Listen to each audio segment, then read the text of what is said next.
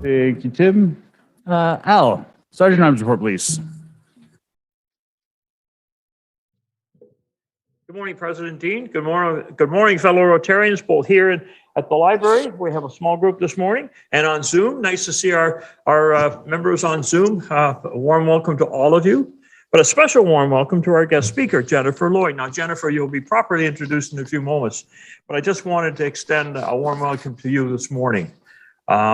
You were wise. You stayed home this morning and did this on Zoom. It's getting kind of slippery out there. It's raining. It's going to turn to freezing rain, and then it's supposed to snow, and the weather may get really bad. Then again, that's what sometimes happens here. We get all these warnings, and we don't really get it that bad. So let's hope it's not too bad.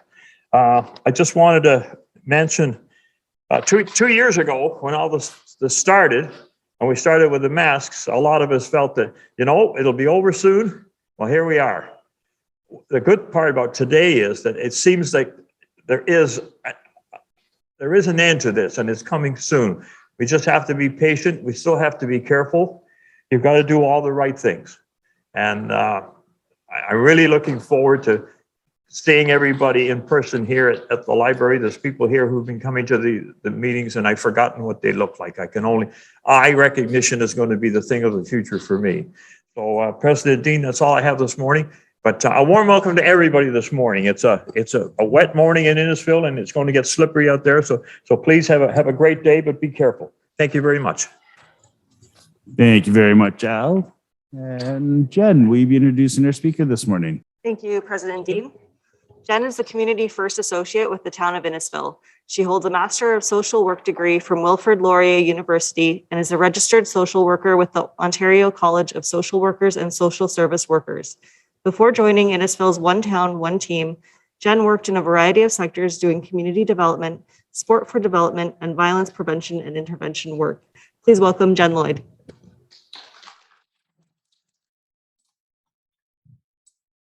Good morning, everyone. Yes, thank you so much for having me at your meeting this morning to discuss the town's community needs. Hopefully we are seeing the presentation slides. If someone can just confirm that those are up there. Yes. No. Okay, awesome. Great. Thank you so much. So this morning, I'm going to be providing a brief overview about what the community needs assessment is, how we've supported community needs during the COVID-19 pandemic, and our next steps. And then I'll welcome your questions, feedback, and ideas. So when the COVID-19 pandemic first hit, we knew the community was experiencing a lot of disruption and change. To support the town and the community in responding effectively, the town led the development of a community needs assessment in the spring of 2020 to gather local data about residents' needs. After 2 surveys and a series of roundtable sessions, 65 recommendations were collected under 5 key areas of community concern. These 5 areas became known as the 5 pillars of the community needs assessment and include mental health, access to information, economic security, which represents needs related to income, housing, childcare, and food, employment, and community building. I'm happy to report this morning that since August 2020, 74% of those 65 community recommendations have been implemented or actioned, and many of them have been made part of the town's ongoing work to address community needs. So next, I'm going to share just some brief highlights about some of the projects and initiatives undertaken in 2021. To support residents' mental health in 2021, the Innisfil Community Foundation granted the Canadian Mental Health Association of Simcoe County $72,000 to fund their free virtual peer support program. The town's leisure services team hosted a free virtual Speak Your Mind mental health summit for approximately 300 youth ages 13 to 21. And our health and wellness team launched a youth mood walks pilot program, which promotes physical activity in nature as a way to improve not only mental health, but also physical health and social well-being by taking group walks. To increase access to information, the Innisfil Idea Lab and Library secured funds to increase digital literacy programming for seniors, as well as purchase lendable tech such as laptops, tablets, assistive devices, that kind of thing.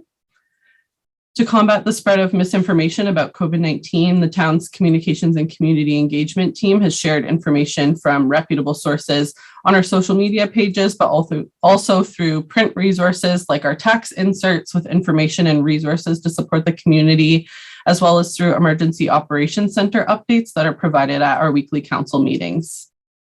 We also increased production of print resources to address barriers to digital information, such as our Supporting Seniors brochure, which is created bi-monthly and highlights important information, programs, and services that are available to seniors. Our health and wellness team has launched several different food security initiatives to increase access to nutritious food during the pandemic, including the Troy Scott Community Fridge. Due to the high demand and thanks to the consistent support of people like you in the community, the Troy Scott Community Fridge expansion brought 2 additional fridges to Innisfil just in December, one at the Cookstown branch of the Innisfil Idea Lab and Library, and one at the Lakeshore branch of the library, as well as the addition of pantries to all 3 fridges. The town's planning team is working on a housing needs assessment survey to inform the development of a strategy to address the community's housing needs. And also in 2021, Innisfil's council approved the 3rd dwelling unit bylaw in an attempt to increase the supply of rental units in the community. To support the employment pillar, the Innisfil Idea Lab and Library provided youth and adults with opportunities to learn about the education and employment supports available from different community organizations. The town's economic development team continued to support local businesses by launching an Innisfil Accelerates monthly newsletter, as well as sponsoring 2 special shop local editions of the Innisfil Journal in May and in December last year, offsetting advertising costs by 80% to help local businesses get some advertisement at a lower cost. And finally, to support community building, the town's operations, leisure, and communications and community engagement teams worked with our residents, local artists, and community organizations to enhance outdoor spaces, such as creating the pump track and the Pride Crosswalk at Innisfil Beach Park, as well as the Tree of Life Labyrinth in Cookstown. We know that community champions like the Rotary Club organized initiatives like bottle drives, your super huge garage sale, the Candyland Express food drive, and the Here to Help campaign to really rally support for community members and nonprofit organizations, and also provide opportunities for important community connection. And finally, the town and the library partnered with local business Tempo Plastics to offer the popular Seeds of Hope program in an attempt to brighten people's gardens and spirits. So that's a little bit about what we have done in 2021. In terms of where we are now, this fall and winter, our staff re-engaged with the community to check in about what the town's done well since the 2020 research, how things have changed for residents since then. You know, it had been over a year since we had engaged residents. And when we did the engagement, it was pretty early on in the pandemic. So we wanted to learn what had changed, what people's priorities are as we sort of move out of COVID-19 response and into recovery. Although in a minute, you'll hear that we have also shifted back into a bit of a response phase 2 with this current wave of the COVID-19 pandemic. But that was important for us to understand what people's priorities are as we look at recovery, and also which community assets are going to be important resources for us on our journey. So in the fall, we resurveyed residents over 6 weeks and received 114 responses. We also conducted in-person engagement with an emphasis on really meeting residents where they are by outreaching in different community spaces, like at the Innisfil Farmers Market, the library branches, the Rizzardo Health and Wellness Center. We did a little pop-up at Sandy Cove Acres, which is the photo you're seeing at the bottom. We did a pop-up at Guildford Local Eatery, which is the photo you're seeing on the top, as well as some of the different local parks. So over a month, basically, we were out in the community on 15 different occasions in 12 different locations and across 7 different areas and neighborhoods of Innisfil, and we spoke to more than 200 residents. For the last few months, we've been completing interviews with residents, staff, and service providers, as well as group listening sessions with residents. Unfortunately, some staffing changes and the holiday season and increased restrictions on in-person gatherings prevented us from engaging with as many residents as we hoped, but we've done 17 interviews and 5 listening sessions with 27 residents, overall engaging over 300 residents through this engagement. So here's just some photos from a listening session I did with some youth at the Innisfil Idea Lab and Library. We had a really great time that night. And I did another virtual youth listening session with youth from the town's Youth Connects committee. So now we're just seeing a word cloud of some of the responses they gave about the challenges they experienced during the pandemic. So we're still working on the data analysis from the engagement, but I'm going to give you a little bit of a sneak peek into what we heard from the community. So certainly mental health, social isolation, income, food security, and access to services remain top concerns and priorities for residents. However, with the evolving context of the COVID-19 pandemic, other needs and priorities are emerging as either new or increasingly important. So we heard about physical health was significantly more of a concern at this point in the pandemic than it was early on, which is perhaps surprising in some ways. But we heard specifically about the need for wraparound health and wellness services for seniors. So things like Meals on Wheels, for example, which would really help to allow them to age at home. We heard about information and access to COVID-19 vaccinations as a need in the community. A concern that came up was high levels of divisiveness and anger among residents related to COVID-19 guidelines and restrictions. Another concern was about the social development of children and youth. Now with how the schools have been closed sort of on and off and programs canceled and things like that, we certainly heard from parents about those concerns. The need for diverse housing options that are accessible and affordable for people of all income levels. We heard about the need for transportation and infrastructure for active transportation, as well as access to youth-friendly spaces for young people to hang out. When we asked residents what was helpful or what the town had done well in its pandemic response, we heard things like communication, especially about pandemic-related information, the free virtual programming and events, as well as safe in-person programs and events, which is also one of the photos that we're seeing at the bottom of one of our cooking programs at the Horodinsky Community Kitchen. Library services were cited as super helpful for people, as well as some of the financial supports that the town offered, the Troy Scott community fridges, and the improvement of parks and outdoor spaces. The top 3 priorities for COVID-19 recovery, as identified in the survey, were availability of healthy and affordable food, access to reliable internet services, and access to a variety of outdoor public spaces. And I wanted to note that over 65 community assets were identified during our community engagement, and the Rotary Club of Innisfil was actually cited by many as a really important community asset. So it was important for us that we asked about strengths and assets of the community this time around, because we wanted to shift to more of an asset-based approach, recognizing that it's important to look at our needs, but it's also just as important to look at what makes Innisfil great so we can build on that, make new connections to really strengthen what we're doing and work together to achieve our community's collective goals. So what's happening right now? Right now, we're implementing new projects to support the community's needs during the current wave of the COVID-19 pandemic. So for example, just in the last 3 weeks, we launched a Shop Local Innisfil campaign. We assembled a business service squad for Innisfil business owners to receive 5 hours of free mentorship and advice from town and community experts. We provided free hot meals to residents and kids' lunch and learn boxes for families in need of food support. And we partnered with Miss Jenny's Performing Arts Studio to offer some free virtual dance parties for youth and families and older adults. So now that our community engagement is complete, we're completing the data analysis, and we're going to work with community partners and the town's Community First team, which is a cross-functional working group tasked with implementing the recommendations from the needs assessment to develop a Made in Innisfil plan for recovery.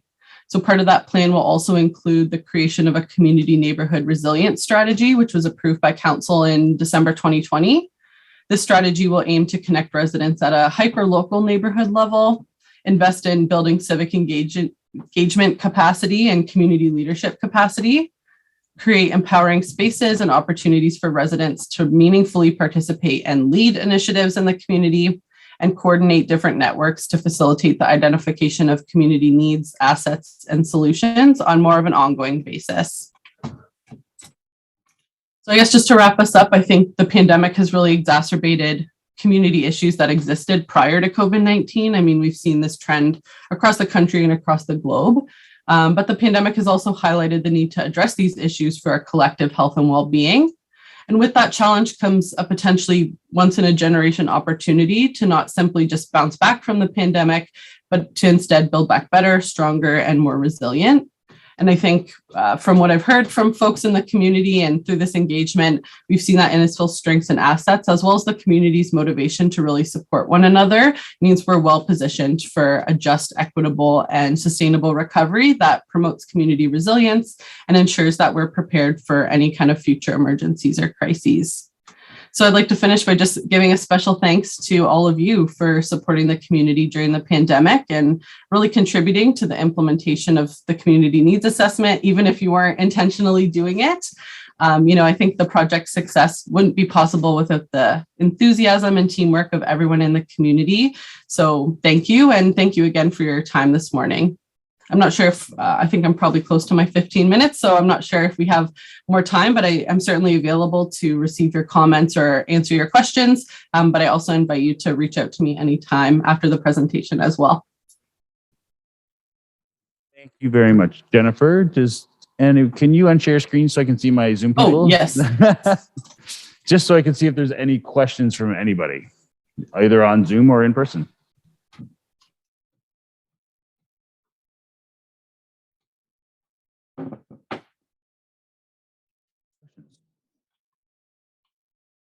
All right. Doesn't look like we have many questions. Jen, you have her information to share with everyone if something does come up? Okay, go ahead, Jen.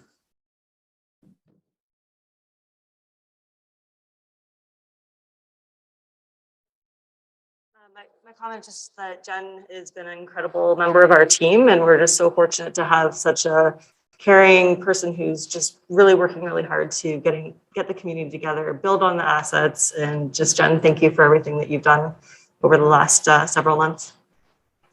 Thanks, Jen. I appreciate that. And Tim? Hi, Jen. Tim Norton here. I'm sorry, I think we were trying to connect at one point and then just life got chaotic. Just want to make a comment. You had a great piece in there about trying to engage the youth, getting their input, advice, and making sure that we have facilities for them within the town. But I'm wondering if you're partnering or considering partnering with any of the other already existing youth systems out there. You know, the Scouts, there is the Boys and Girls Club, there's the stuff that happens at the Innisfil Community Church. We're talking here within the club about doing Interact and Rotaract, and many other things. So instead of building new foundations ourselves, what about partnerships with already existing ones and bringing them into the fold and letting them have a voice? Yeah, thanks for your comment and your question, Tim. Yeah, that's great feedback. I'll definitely note those organizations down or those groups down as assets in the community that we can definitely build upon and build partnerships with. I think for this piece, just the engagement project, we wanted to hear from youth. And so reached out with existing networks that we knew about within the town that already existed. But certainly as we move forward, a big piece of this is going to be trying to connect what we already have in the community so that we can be working towards those common goals that we have. So this is exactly why we're engaging with the community and wanting to hear directly from folks like you, because you know about those assets that exist and those connections that we need to make. So thanks for noting those. I definitely will take a note of those and give that some consideration as we move forward with the next steps of planning what this project is going to look like moving forward. President Dean, could I ask a quick question? Go ahead, Chief. Good morning, and good morning, Jen. Good to see you again. As the other Jen has said, I've had an opportunity to work with Jen in the past. She's energetic, caring, the right person for the job for sure. So welcome to the One Town, One Team. I'm sure you're aware of it, but in the event you aren't, have you connected with Carrie Warner and Kathy Manners with respect to the community safety and well-being plan? Because a lot of the pillars that you're talking about are also identified in the safety and well-being strategy. And just want to make sure we're not duplicating work. Morning, Chief Fletcher. Yes, nice to see you as well. Thank you for your question. I haven't personally connected with Carrie Warner, but certainly have connected with Sandy on the town side of things, who's the Innisfil representative, I understand. So we've definitely been in those conversations because likewise don't want to duplicate what's already going on, but certainly want to look at the community community safety and well-being plan. So many strategies to know the names of. Certainly looking at that and trying to build on what's there, or looking at ways that we can integrate some of those pieces into what we're planning moving forward. And not just for that strategy, but as well as for a lot of the other strategies that we have in Innisfil, looking at how we can just basically integrate the information we're getting into what we're already doing, because we know that a lot of this work is already happening, or we're planning for this work to happen, such as some of those local planning tables and things like that. Great, thanks. Thank you. Barb? Thanks for the great presentation, Jen. It was really wonderful, and thanks for stepping up with 30 seconds notice. So well done. The question I have is, you didn't speak about the YMCA at all. Have you had interactions with the YMCA at this point? I personally haven't had any interactions with YMCA, but I know our leisure services, which is now our sports and recreation team, works really closely with the YMCA. So one of the team members from that team sits on our community first team. And so that team is really important as a way to kind of have those connections out to the community, knowing that as one person, I certainly wouldn't be able to connect with everyone. And so that community first team is really important for providing those updates and also having those links for different partnerships. So we definitely hear about YMCA from the representative from our sport and recreation team, and also work closely with them as we're sort of looking towards recovery and what kind of recreational opportunities we need to be providing for folks. We're if I can offer, we're just in the middle of completing a strategic plan at the YMCA board level and then out to the communities. And hopefully, this is one time where I think sometimes we miss the mark. The Y puts it out through their channels, but they're looking for non-members of the Y to also participate in the strategic plan. I think it's open till the 9th of February. I may be wrong about the date. But it's one of those things that we miss opportunities, I think, and Rotary is just as guilty as everybody else. We put it out through our channels, but we don't cross-pollinate sometimes. And so when there are surveys or when there are groups coming together to talk about a certain need or a certain area of interest, to cross-pollinate our activities. Because that survey, I know already there was something like in the first 5 hours of the survey being put out, there was over 500 answers, responses to the survey. So there's obvious need of being identified. And so I think there may be an opportunity to get to harvest some information from that through the YMCA board. And I would encourage you to do that.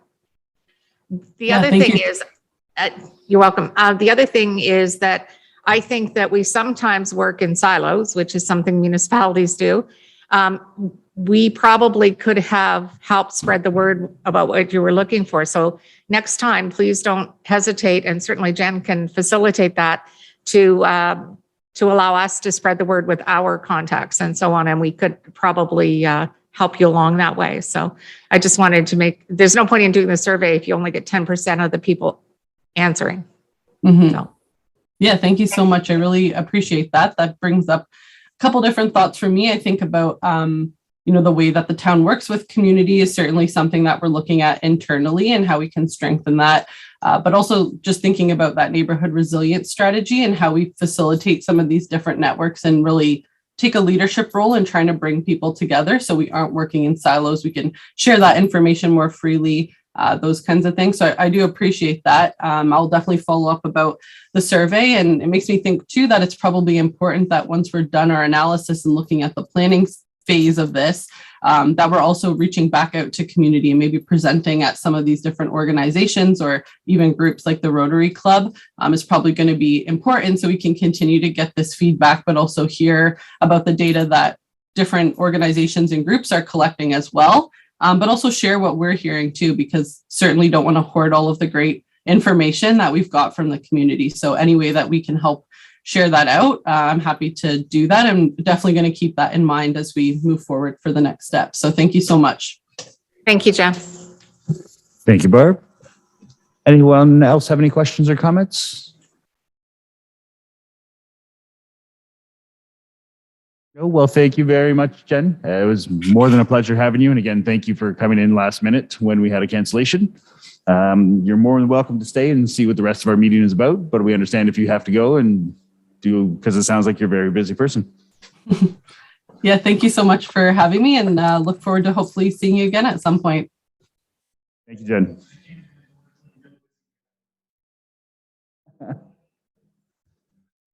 All right, moving on to old business, and don't have anything to talk about. I know a lot of the committees are starting to have meetings.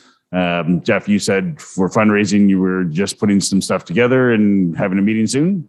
Yeah, I just finished up all the last of the year for year. It's all at the town office. So we'll wait to see what happens there. All right. Anyone have anything to add for old business before I move on to new business?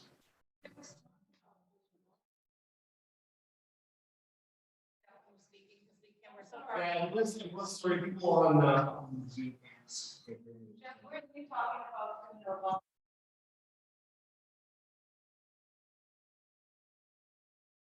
Oh, that's Doug's department. Oh, that's Doug. And Doug's. Well, Buried what you were going to say. no. That'll just make it more fun.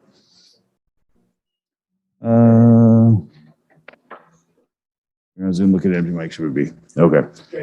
It's because you were. Yeah, no, if you are going to speak, please go up to the mic. So moving on to new business, I guess once everyone has their meetings, we'll be moving on to discuss that. Yes, Anne, go ahead. Thank you. It occurred to me this morning while Jen was talking that, we do have community fridges in the town now. We have one right here in the library. I talked to Beulah at the food bank last week to see what their needs were right now. And the food bank is actually doing very well, thanks to a lot of the drive that we did. And the clothing bank is also doing very well. So I think this is a great opportunity for those who meet here on Wednesdays to bring an item for the community fridge. As Jen mentioned, food security is a big issue for a lot of residents of Innisfil. So especially fresh produce and stuff like that. So I just suggest, we always used to bring in stuff in the past. So I suggest that, if you can, bring in a contribution for the Troy Scott Community Fridge. Thank you. Absolutely, very well. Anyone else have anything to add? No, well, we do have a large group online and in person. Oh, Barb? I don't have all the dates with me because I didn't expect us to have this minute, but there are some things coming up from the district. One is the conference in North Bay, and the other is the one that will be in Sudbury in the fall. The one in North Bay is in, I think, April, but I will get the dates out to you. But it's really important, as especially we have a lot of new Rotarians. The one in North Bay is essential to understanding how Rotary works. And I know, Tim, you've been to them virtually, I guess. The one in North Bay, the learning about the structure about how Rotary works. Yeah, the leadership one. And also the one in North Bay, it's supposed to be in person this year. We've got our fingers crossed. But if it's on Zoom, do sign up for these things. I'm going to send you out a copious amount of notes with all these things that you should be putting on your calendar.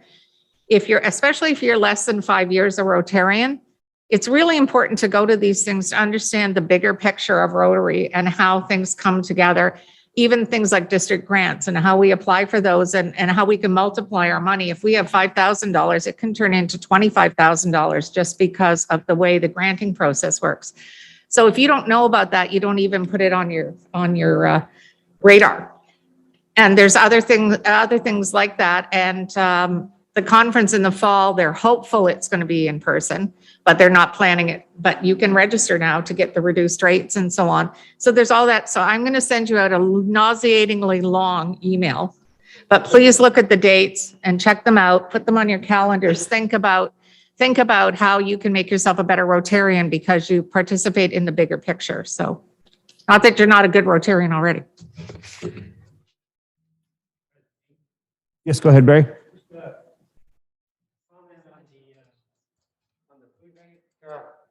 Here, maybe if Joanne could put it on the agenda each week, so as a reminder before we come, because generally when we were doing that previously, we'd walk out the door and forget about it. So would they take money as well? We used to do that. Yes, there's no. And they really like the non-perishable food items. Yes. So in the fridge, like cream and butter, cheese. Perishable. Perishable. Yeah. Sorry. And vegetables and fruits and things like that. Things that people, Yeah. maybe understand it. A lot of people So would donations, money wise? I don't think so. taking donations. Yeah. But right, Jen?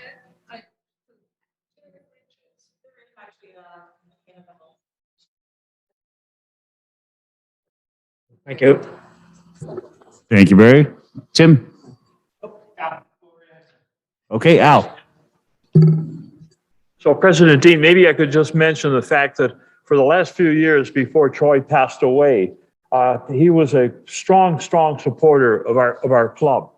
As most of you know, we would go there with $1,000, and by the time he finished pulling in all his deals and all his people who he knew, we'd end up with maybe $1,500 worth of food, sanitary products.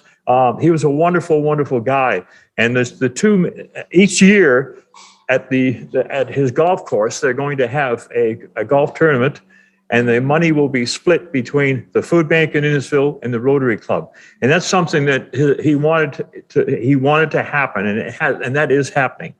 So if we contribute to these Troy Scott, what do you call them again? Fridges, right? It would be a way of us paying back to Troy for what he did for us. I can't emphasize enough of what this young man did for our club. And he, his memory, I don't want it to ever die in Innisfil. It was wonderful when the town named these community fridges in his honor. So I think that would be part of an ongoing commitment from our club. And if there was any, if we can assist in making this happen, please, I'd be glad to be involved in that. But the simple thing is, he supported us. He was so good to us, and now we can do something for his memory. So just a couple of things, Dean. Well put out. Tim? Just wanted to follow up a little bit on Barb's comments about what's happening outside of our club. So on the weekend, Teresa, Debbie, Jeff, Dwayne, and myself all graduated from the Leadership Institute Part 3. So we're all now leaders, yay! But one thing we have to take away from that is, and I noticed this even back when I was doing Part 1, our club is known. Even though we tell people we're a little club, we only have 32 members and things, we are known. We're very visible. But now, because we had so many members graduating, all the things, they want to do a case study on our club.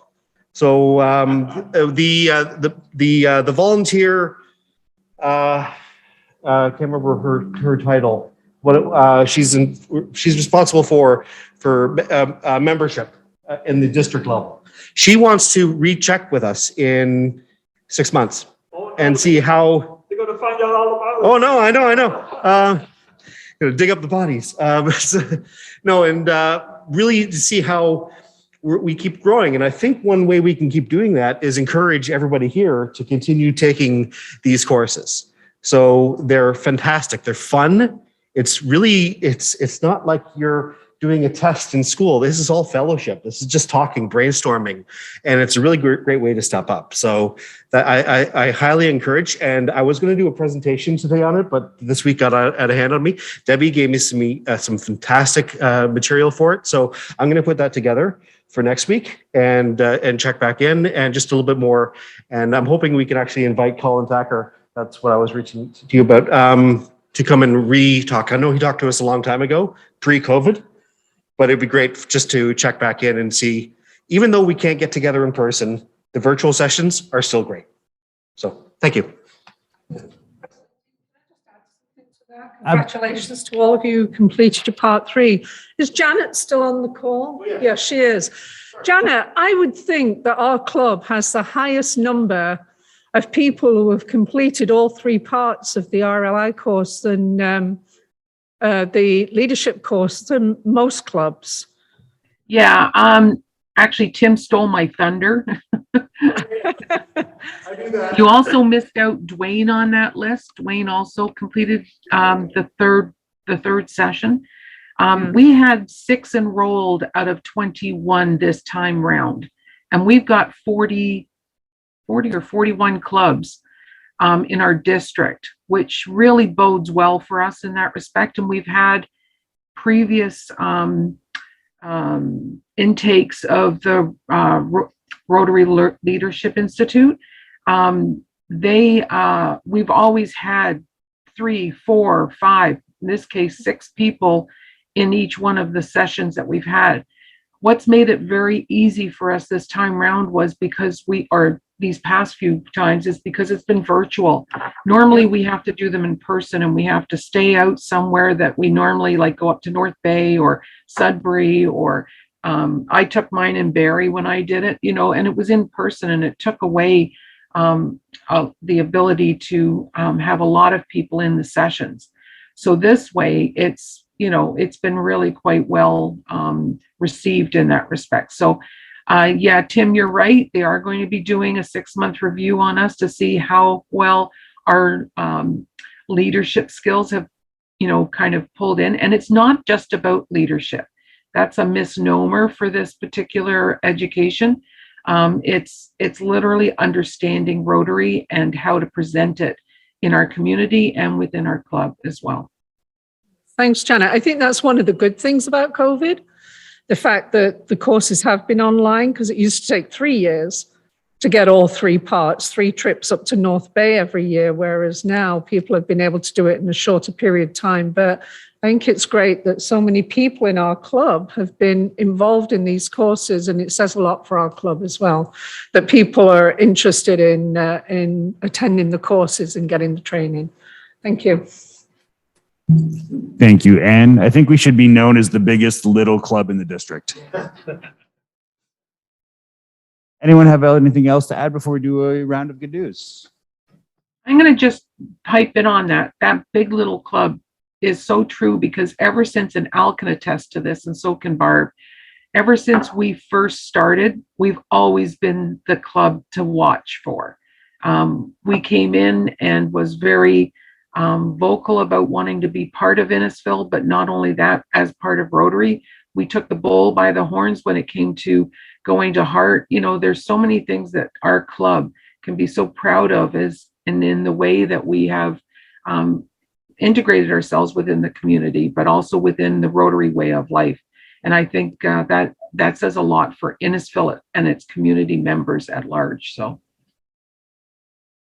thank you, Janet. Barry, you had something to add?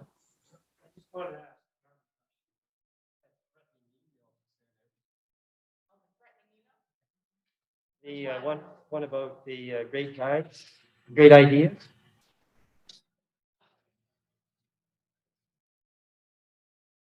I said something. Oh, still great ideas. Yes.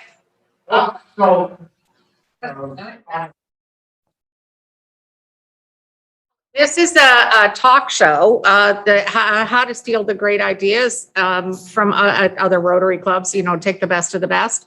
It is with the Rotary leadership team from the district, and it is a talk show on the internet. I sent you the link, I think, in that.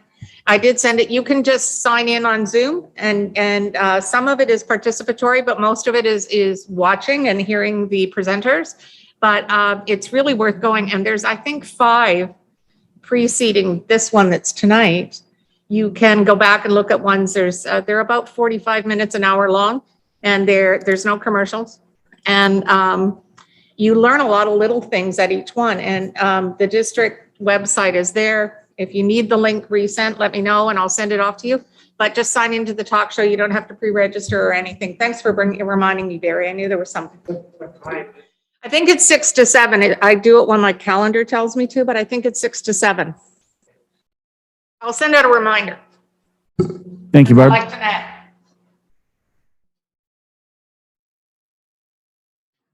All right, we'll do a quick good news round, and let's start with Chief Fletcher. You probably have to go soon anyway.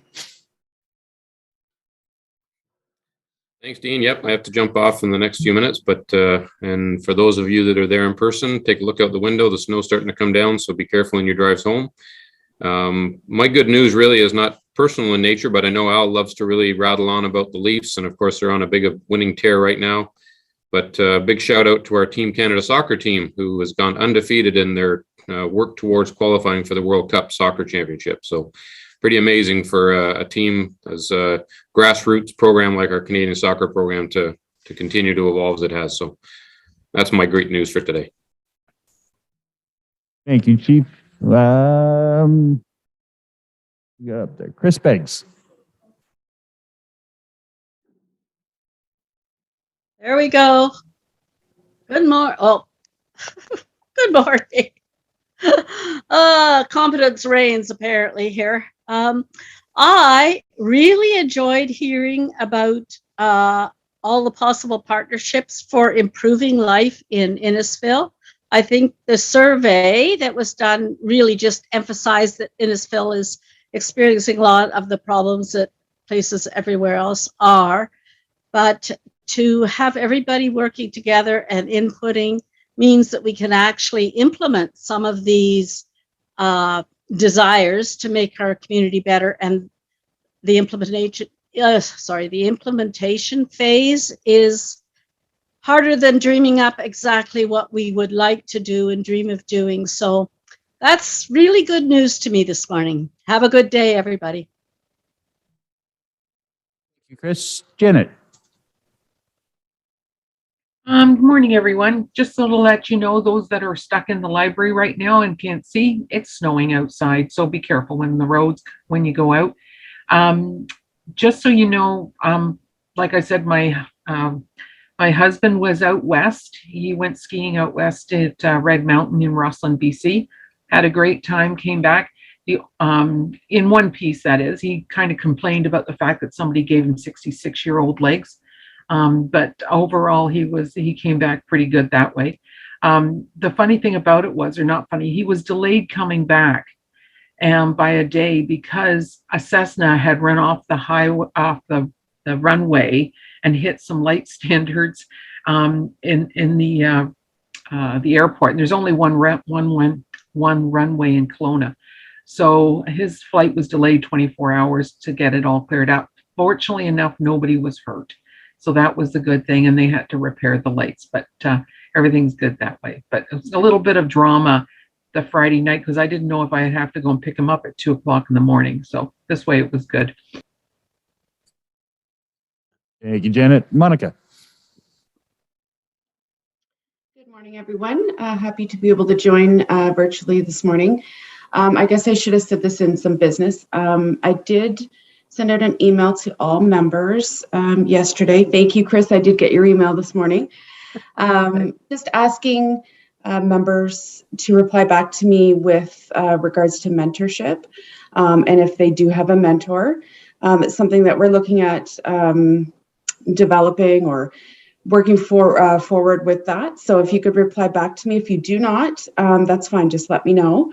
And we're going to look into that further. But other than that, on a personal side, all is good. Kids are home. PA day today. Would have been home anyway with a snow day. But no, we're here tucked in, nice and safe. Have a good day, everyone. Monica. Susie, welcome. Good morning, everybody.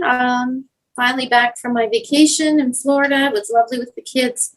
The only hiccup was coming home. We had to wait for our PCR test across the border, and we were delayed 4 days. So thankfully, we have family in Cleveland, and so we hunkered down there through 2 snowstorms, and then finally on last Wednesday, we were able to cross the border again, and we're so glad to be back home. But yeah, it was kind of a strange scenario when you can't come home.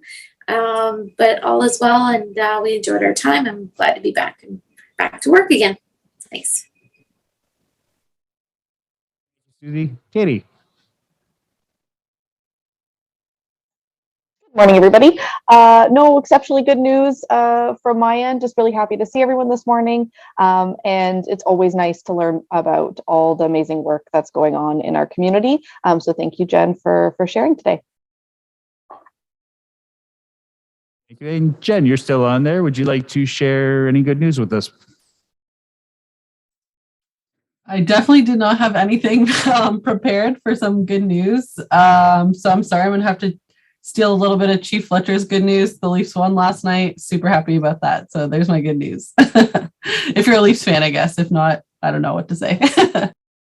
You can share good news about Leafs wins all you want. Thank you, Jen. Tim, would you like to start us off inside? Good morning. All right, it's good news. Nate starts his new semester because the schools are going back to a full semester system, but he's actually going to be doing a different program this time. He's going into what's called Global Perspective. So he has to go to a completely different school. So I'll be taking him to Innisfil Central starting tomorrow. And he's going to doing a 5-credit course where he learns a lot more about, history. There's courses on world religion. So it's going to be a fascinating eye-opening experience for him. So excited to see for him. And when we were on the precursor call for it, I was like, I want to do that. I don't care if he's doing it. I want to do the program. So it's I'm loving the fact that we're having more programming out there to teach the youth about the world and about how we fit into it. And I think it's a perfect thing for my son that I'm hoping to be a better citizen of the world. Thank you. Thank you, Tim. Barry. Going around this way so everyone knows who's next.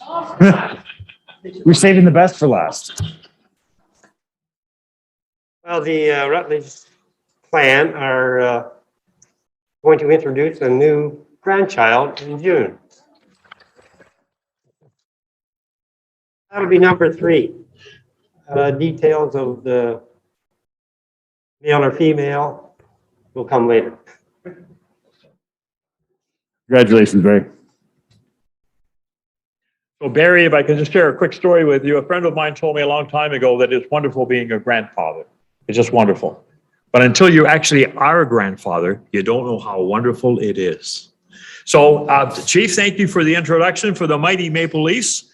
I'm sorry that most of you in the room weren't even born when I saw the Maple Leafs win 4 Stanley Cups in the 60s. And it's not a fairy tale. It was true. It's true. I was there. Rocket Richard, Gordie Howe, Bobby Orr, I saw them all. And then they were tough back then. However, the last couple of nights in Maple Leaf land has been pretty good. 14 goals in 2 nights. Chief, I was bouncing around the room last night. You should have seen it. It was just awesome. My goal in life is to live long enough to see them win another Stanley Cup. Thank you, President Dean.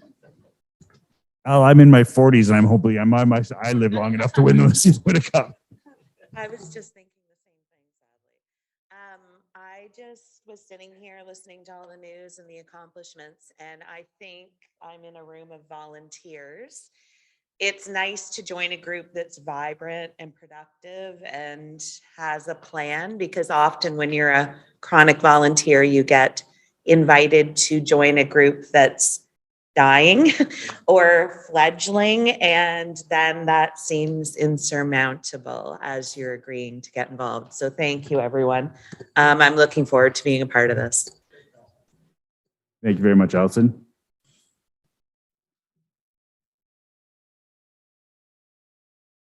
Like Tim says, we've done the leadership program there last Saturday. We all graduated, the ones that are from there. But I've done it once before, but I've done it with thousands of people. It's not the same. It's when you get to meet people actually on Zoom, close, you got a small group to talk to people, it's great.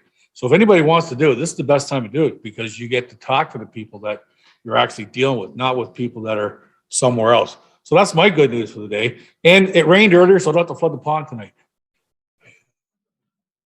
My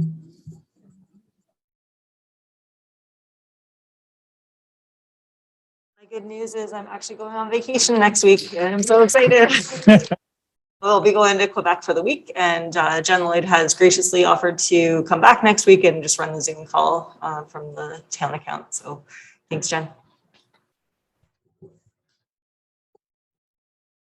The good news I have is not mine. It's my grandson who finished grade 12 online, year 1 in university online, and first semester of year 2 online. He's at Guelph University in person today. Good. Good. I don't have any good news because I never go anywhere. This is the first place I've been. But I do have some good news from a former member, Michael Stanley, let me know that they're going to be first-time grandparents. So they're super excited. And I have a little bit of a funny story to tell you, as you all probably know, and I know you all know, the Queen is going to have her 70th anniversary as Queen this year. Well, apparently there was all kinds of merchandise ordered, china cups and saucers, plates, everything. It was done in China. So they've all come in, they're all beautiful, except instead of saying Queen Elizabeth's Jubilee, it says Queen Elizabeth's Jubilee on the material. So, so there's either going to be some real bargains out there for the Jubilee or everything has to be redone again. The poor Queen just can't get a break. So. Morning, everyone. No real good news. I'm just glad we're back in person and things are starting to open up again. Have a great week.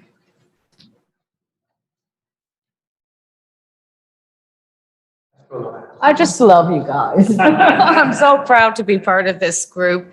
And we like each other, we respect each other. And when we do events, we work as a team and we have fun doing it. So, very happy. Thank you very much, Teresa. And that's why we saved you for last. Yeah.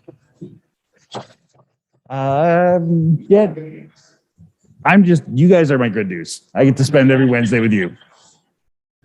Jenna, did you have anything for Learning Corner? Yeah, a couple of things.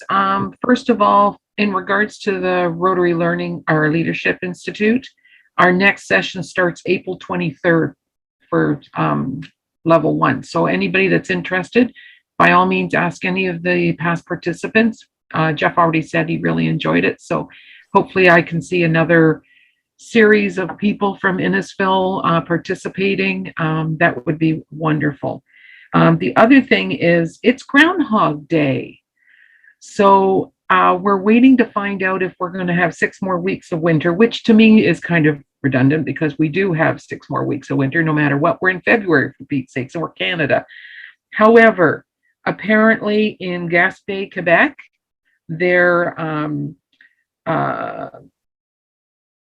they call him Fred. He says that we are going to have 6 more weeks of winter. He's a marmot, so that's what they marmot Fred. We have 6 more weeks, but we're waiting for Wired and Willie's prognosis. So let's hope it's a good one. Have a great week, everyone. Yeah, that Wiarton Willie passed away. That's true. So what's his new name? We're following a new one. It's in a new area, but they've this one's name is Caddyshack. Caddyshack? Caddyshack. Okay. That is the name of the new one we are following for this area. I'm all right. President Dean, before we wrap up, can I just, it's again a bit of a part of the Learning Corner. Sure. Just a reminder, and I'm sure you were exposed to this when you were at the library this morning, but February is Black History Month. and they're celebrating a number of events, both at the library, the Idea Lab, and throughout the town. The theme this year is celebrating Black history today and every day. So I just encourage people to make themselves, avail themselves of all those great literatures and movies. And if you haven't seen it, there's a wonderful movie on Netflix called Harriet. And it's a story of Harriet Tubman and the Underground Railroad and bringing people out of slavery and at their establishment in the community. So anyways, I got to jump off, but just a reminder of Black History Month and all the events going on this month. Thank you very much, Chief. Jeff, we got a 50-50 over there? 579 481. 481. Barb Bagley's the winner. We're all winners for being here today. Well, thank you so much, guys. I'm going to let you go, and I'm looking forward to see everyone next week. Have a great day, everyone.